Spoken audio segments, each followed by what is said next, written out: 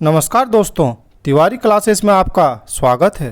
हिंदी कहानियों की श्रृंखला में आज हम सुनेंगे दलित समाज के मनोभावों और विचारों को व्यक्त करती सुशीला टाकभोरे द्वारा लिखित कहानी सिलिया। नानी प्यार से उसे सिलिया ही कहती थी। बड़े भैया ने अपनी शिक्षा प्राप्त सूझबूझ के साथ उसका नाम शैलजा रखा था। माँ पिताजी की वो सिल्ली रानी थी। सिलिया 11वीं कक्षा में पढ़ रही थी। सांवली सलोनी, मासूम, भोली, सरल और गंभीर स्वभाव वाली सिलिया स्वस्थ देह के कारण अपनी उम्र से कुछ ज़्यादा ही लगती थी। इसी वर्ष 1960 की सबसे अधिक विशिष्ट घटना घटी। हिंदी अखबार नई दुनिया में विज्ञापन छपा, शूद्र वर्ण की बधू चाहिए। मध्य प्रदेश की राजधानी भोपाल के जाने माने युवा नेता सेठी जी अछूत कन्या के साथ विवाह करके समाज के सामने एक आदर्श रखना चाहते थे। उसकी केवल एक ही शर्त थी कि लड़की कम से कम मैट्रिक हो। मध्य प्रदेश के होशंगाबाद जिले के इस छोटे गांव में भी विज्ञापन को पढ़कर हलचल मची थी। गांव के पढ़े लिखे लोगों ने, ब्राह्मण बनियों ने सिलिया की मां को सलाह दी, तुम्हारी बेटी तो मैट्रिक पढ़ रही है, बहुत होशियार है और समझदार भी है, तुम उसका फ़ोटो, नाम, पता लिखकर भेज दो। तुम्हारी बेटी के तो भाग्य ही खुल जाएंगे, राज करेगी। सेठी जी बहुत बड़े आदमी हैं, तुम्हारी बेटी की किस्मत अच्छी है। सिलिया की माँ अधिक जिरा में न पड़ केवल इतना ही कहती, हाँ भैया जी, हाँ दादाजी, हाँ बाई जी, सोच विचार करेंगे। सिलिया के साथ पढ़ने वाली सहेलियां उसे छेड़ती, हंसती और मजाक करती, मगर सिलिया इस बात का कोई सिर पैर नहीं समझ पाती। उसे बड़ा अजीब लगता, क्या कभी ऐसा भी हो सकता है। इस विषय में घर में भी चर्चा होती। पड़ोसी और रिश्तेदार कहते, नाम और फोटो भेज दो। तब सिलिया की माँ अपने घर वालों को अच्छी तरह समझा कर कहती, नहीं भैया, ये सब बड़े लोगों के चोंचले हैं। आज सबको दिखाने के लिए हमारी बेटी के साथ शादी कर लेंगे और कल छोड़ दिया तो हम गरीब लोग क्या कर लेंगे उनका। अपनी इज्जत अपने समाज में रहकर ही हो सकती है। उनकी दिखावे की 4 दिन की इज्जत हमें नहीं चाहिए। हमारी बेटी उनके परिवार और समाज में वैसा मान सम्मान नहीं पा सकेगी, न ही हमारे घर में ही रह पाएगी, न इधर की न उधर की, हमसे भी दूर कर दी जाएगी। हम तो नहीं देवे अपनी बेटी को, हम ही उसको खूब पढ़ाएंगे लिखाएंगे। उसकी किस्मत में होगा तो इससे ज़्यादा मान सम्मान वो खुद पालेगी। 12 साल की सिलिया डरी सहमी सी एक कोने में खड़ी थी और मामी अपनी बेटी मालती को बाल पकड़कर मार रही थी। साथ वो जोर जोर से चिल्ला कर कहती जा रही थी, क्यों री, तुझे नहीं मालूम अपन वह कुआं से पानी नहीं भर सके हैं? क्यों चढ़ी तू वह कुआं पर? क्यों रस्सी बाल्टी को हाथ लगाया? और वाक्य पूरा होने के साथ ही 2-4 झापड़ घुसे और बरस पड़ते मालती पर। बेचारी मालती दोनों बाहों में अपना मुंह छिपाए चीख चीख कर रो रही थी। साथ ही कहती जा रही थी, ओ भाई माफ़ कर दो, अब ऐसा कभी नहीं करूँगी। मामी का गुस्सा और मालती का रोना देखकर सिलिया अपराध बोध का अनुभव कर रही थी। अब अपनी सफाई में कुछ कहना चाहती थी, मगर इस घमासान प्रकरण में उसकी आवाज़ धीमी पड़ जाती। मामी को थोड़ा शांत होते देख सिलिया ने साहस बटोरा, मामी, मैंने तो मालती को मना किया था, मगर वो मानी नहीं। कहने लगी, जीजी प्यास लगी है, पानी पिएंगे। मैंने कहा, कोई देख लेगा। तो वो कहने लगी, अरे जीजी, भरी दोपहरी में कौन देखने आएगा? बाजार से यहाँ तक दौड़ते आए हैं, प्यास के मारे दम निकल रहा है। मामी बिफर कर बोली, घर कितना दूर था? मर तो नहीं जाती? मर ही जाती तो अच्छा रहता। इसके कारण उसे कितनी बातें सुननी पड़ी। मामी ने दुख और अफसोस के साथ अपना माथा ठोकते हुए कहा, हे भगवान, तूने हमारी कैसी जात बनाई। सिलिया नीचे देखने लगी। बात सच थी। गाडरी मोहल्ला के उस कुएं से मालती ने पानी निकाल कर पिया था। वहीं से 20-25 कदम दूर पर ही मामा मामी का घर था। उसकी रस्सी बाल्टी और कुएं को छूकर मालती ने अपवित्र कर दिया था। वह स्त्री बकरियों के रेवड़ पालती थी। गाडरी मोहल्ले के अधिकांश घरों में भेड़ बकरियों को पालने का और उन्हें खरीदने बेचने का व्यवसाय किया जाता था। गाडरी मोहल्ले से लगकर ही 8-10 घर भंगी समाज के थे। सिलिया के मामा मामी यहीं रहते थे।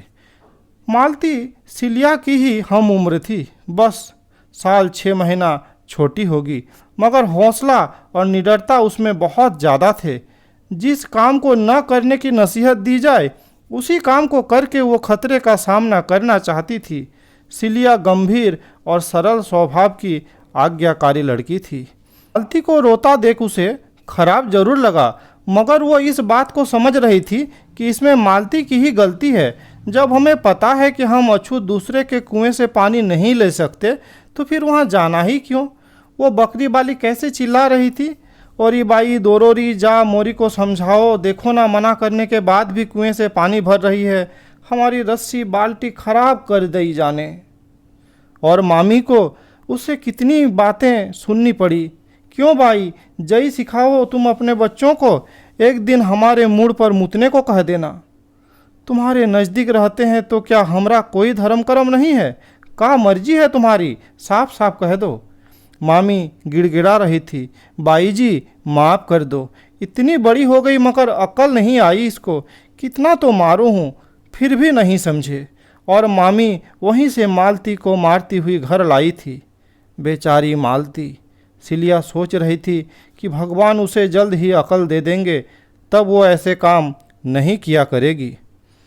इसके 1 साल पहले की बात है। 5वीं कक्षा के टूर्नामेंट हो रहे थे। खेल कूद की स्पर्धाओं में उसने भी भाग लिया था। अपने कक्षा शिक्षक और सहपाठियों के साथ वो तहसील के स्कूल में गई थी। उसकी स्पर्धाएं आरंभ में ही ले लेने से पूरी हो गई। वो लंबी दौड़, कुर्सी दौड़ स्पर्धा में प्रथम आई थी। वो अपनी खो खो टीम की कैप्टन थी और खो खो की स्पर्धा में उसी के कारण जीत मिली थी। कैसे चिल्ला रही थी, और बाई दोरोरी जा मोरी को समझाओ, देखो ना मना करने के बाद भी कुएं से पानी भर रही है, हमारी रस्सी बाल्टी खराब कर दी जाने। और मामी को उससे कितनी बातें सुननी पड़ी। क्यों भाई, जई सिखाओ तुम अपने बच्चों को, एक दिन हमारे मुड़ पर मुतने को कह देना। तुम्हारे नज़दीक रहते हैं तो क्या हमरा कोई धर्म कर्म नहीं है? का मर्जी है तुम्हारी, साफ साफ कह दो। मामी गिड़गिड़ा रही थी, बाई जी माफ़ कर दो, इतनी बड़ी हो गई मगर अक्ल नहीं आई इसको, कितना तो मारू हूँ फिर भी नहीं समझे। और मामी वहीं से मालती को मारती हुई घर लाई थी। बेचारी मालती। सिलिया सोच रही थी कि भगवान उसे जल्द ही अकल दे देंगे, तब वो ऐसे काम नहीं किया करेगी। इसके 1 साल पहले की बात है। 5वीं कक्षा के टूर्नामेंट हो रहे थे। खेल कूद की स्पर्धाओं में उसने भी भाग लिया था। अपने कक्षा शिक्षक और सहपाठियों के साथ वो तहसील के स्कूल में गई थी। उसकी स्पर्धाएं आरंभ में ही ले लेने से पूरी हो गई। वो लंबी दौड़, कुर्सी दौड़ स्पर्धा में प्रथम आई थी। वो अपनी खो खो टीम की कैप्टन थी और खो खो की स्पर्धा में उसी के कारण जीत मिली थी। खेलकूद के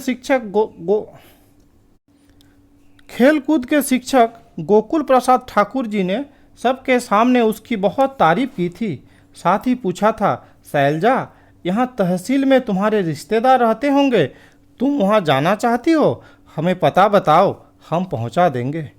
सिलिया मामा मामी के घर का पता जानती थी, मगर शिक्षकों के समक्ष उनका पता बताने में उन्हें संकोच हो रहा था। शर्म के मारे वो नहीं बता पाई। उसने कहा, मुझे तो यहाँ किसी का पता मालूम नहीं। तब सर ने उसकी सहेली हेमलता से कहा था, हेमलता, इसे अपनी बहन के घर ले जाओ, शाम को सभी एक साथ गांव लौटेंगे, तब तक यह वहाँ आराम कर लेगी। हेमलता ठाकुर सिलिया के साथ ही 5वीं कक्षा में पढ़ती थी। उसकी बड़ी बहन का ससुराल तहसील में था। उनका घर तहसील के स्कूल के पास ही था। हेमलता सिलिया को लेकर बहन के घर आई। बहन की सास ने हंसकर उनका स्वागत किया। हेमलता को पानी का गिलास दिया। दूसरा गिलास हाथ में लिए सिलिया से पूछने लगी, कौन है, किसकी बेटी है, कौन ठाकुर है? सिलिया कुछ न कह सकी। हेमलता ने कहा, मौसी जी मेरी सहेली है, साथ में आई है। इसके मामा मामी यहाँ रहते हैं, मगर इसे उसका पता मालूम नहीं। बहन की सास उसे ध्यान से देखते हुए विचार करती रही। फिर हेमलता से जाति के विषय में पूछा। हेमलता ने धीरे से बता दिया। उसे लगा जाति सुनकर मौसी जी 1 मिनट के लिए चौंकी, मगर उन्होंने अपने आप को संयत करते हुए सिलिया से पूछा, गाडरी मोहल्ला के पास रहते हैं? सिलिया ने हाँ कहकर सिर झुका दिया। तब मौसी जी ने अतिरिक्त प्रेम जताते हुए कहा, कोई नहीं बेटी, हमारा भैया तुम्हें साइकिल पे बिठा के छोड़ आएगा। ऐसा कहते हुए मौसी ने पानी का गिलास लेकर वापस अंदर चली गई। सिलिया को प्यास लगी थी, मगर वो मौसी जी से पानी मांगने की हिम्मत न कर सकी। मौसी जी के बेटे ने उसे गाडरी मोहल्ले के पास छोड़ दिया था। सिलिया रास्ते भर कूढ़ती जा रही थी। आखिर उसे प्यास लगी थी तो उसने मौसी जी से पानी क्यों नहीं मांग कर पिया। तब मौसी जी के चेहरे पर एक क्षण के लिए आया भाव उसके नज़रों में तैर गया। कितना मुखौटा चढ़ाए रखते हैं ये लोग। मौसी जी जानती थी उसे प्यास लगी है, पर जाति का नाम सुनकर पानी का गिलास लौटा ले गई। क्या वे पानी मांगने पर इनकार कर देती? सिलिया को ये सवाल साल रहा था। सिलिया को देखकर मामा मामी, मालती और सभी लोग बहुत खुश थे, बड़े उल्लास के साथ मिले थे। मगर सिलिया हेमलता की बहन की ससुराल से मिली उमस को भूल नहीं पा रही थी। शाम के समय मामा ने उसे स्कूल पहुंचा दिया था। सिलिया का स्वभाव चिंतनशील बनता जा रहा था। परंपरा से अलग नए नए विचार उसके मन में आते। वह सोचती, आखिर मालती ने कौन सा जुर्म किया था? प्यास लगी, पानी निकाल कर पी लिया। फिर वह सोचती, हेमलता की मौसी जी से वह पानी क्यों नहीं ले सकी थी?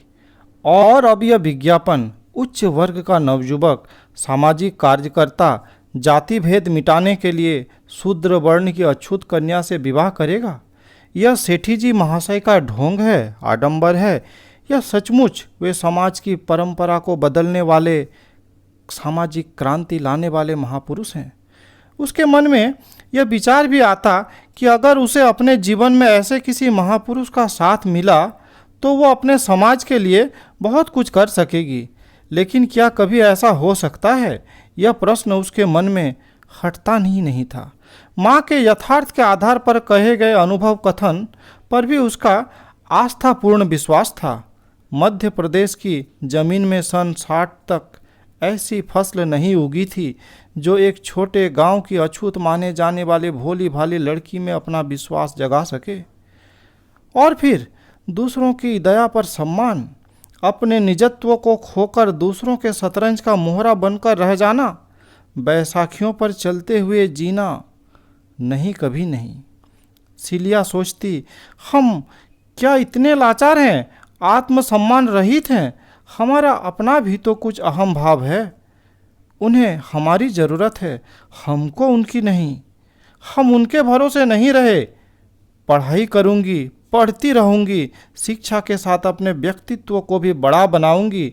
उन सभी परंपराओं के कारण का पता लगाऊंगी जिन्होंने उन्हें अछूत बना दिया है। विद्या, बुद्धि और विवेक से अपने आप को ऊंचा सिद्ध करके रहूंगी। किसी के सामने झुकूंगी नहीं, न ही अपमान सहूंगी। इन बातों का मन ही मन चिंतन मनन करती सिलिया एक दिन अपनी माँ और नानी के सामने कहने लगी, मैं शादी कभी नहीं करूंगी। माँ और नानी अपनी भोली भाली बेटी को ध्यान से देखती रह गई। नानी खुश होकर बोली, शादी तो एक ना एक दिन करना ही है बेटी, मगर इससे पहले तू खूब पढ़ाई कर ले, इतनी बड़ी बन जा कि बड़ी जात के कहलाने वाले को भी अपने घर नौकर रख लेना। माँ मन ही मन मुस्कुरा रही थी, सोच रही थी, मेरी सिल्लो रानी को मैं खूब पढ़ाऊंगी, उसे सम्मान के लायक बनाऊंगी। तो यही थी आज की कहानी। बहुत जल्द एक नई कहानी लेकर आएंगे। इस कहानी में मेरे साथ बने रहने के लिए बहुत बहुत धन्यवाद।